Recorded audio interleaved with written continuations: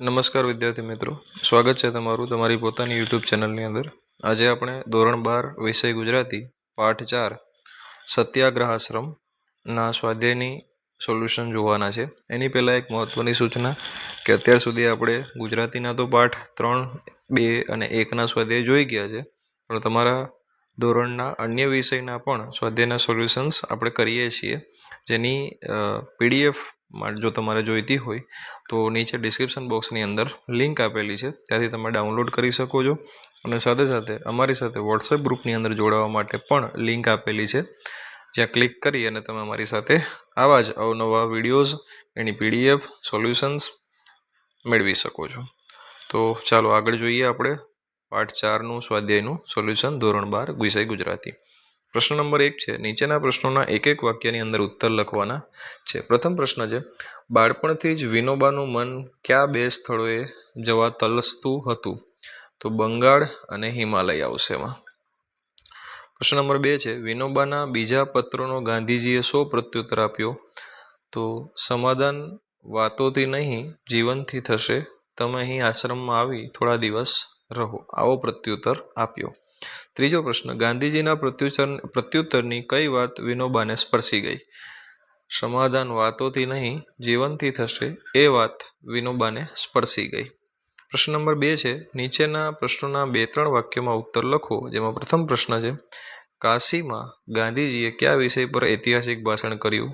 અહિંસા વિષય પર. કયા વિષય પર? અહિંસા વિષય પર. ચાલો આગળ વધીએ. બીજો, શાક સમારતા સમારતા ગાંધીજીએ વિનોબાને શું કહ્યું? તમને જો અહીંની રહેણી કહેણી ગમતી હોય અને તારું જીવન જો તું સેવા કાર્યમાં લગાવવા માંગતો હો તો અહીં રહે, મને એથી ખુશી થશે. આગળ વધીને ગાંધીજીએ કહ્યું, પણ તમે થોડા માંદલા દેખાવ છો, આત્મજ્ઞાની કદી માંદો ન પડે. એનો જવાબ છે. પ્રશ્ન નંબર 3 છે, વિનોબાએ 1 વર્ષની રજા લીધી એ દરમિયાન કેવો ખોરાક લેવાનું રાખ્યું?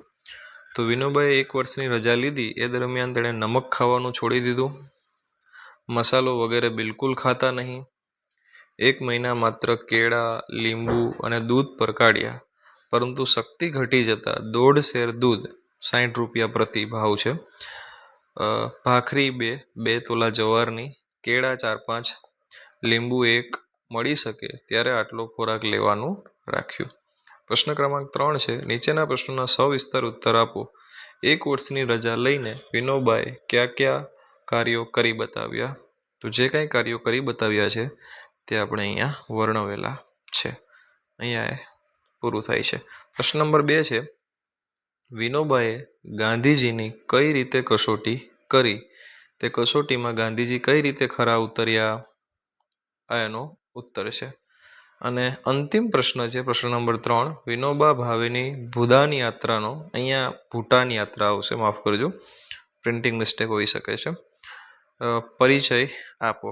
તો એ પરિચય અહીંયા તમારી સામે છે, બરાબર. અને સાથે સાથે આવા જ અવનવા વિડીયોઝ અન્ય વિષયના પણ જોવા માટે અમારી સાથે જોડાયેલા રહો. ચેનલને લાઈક કરો.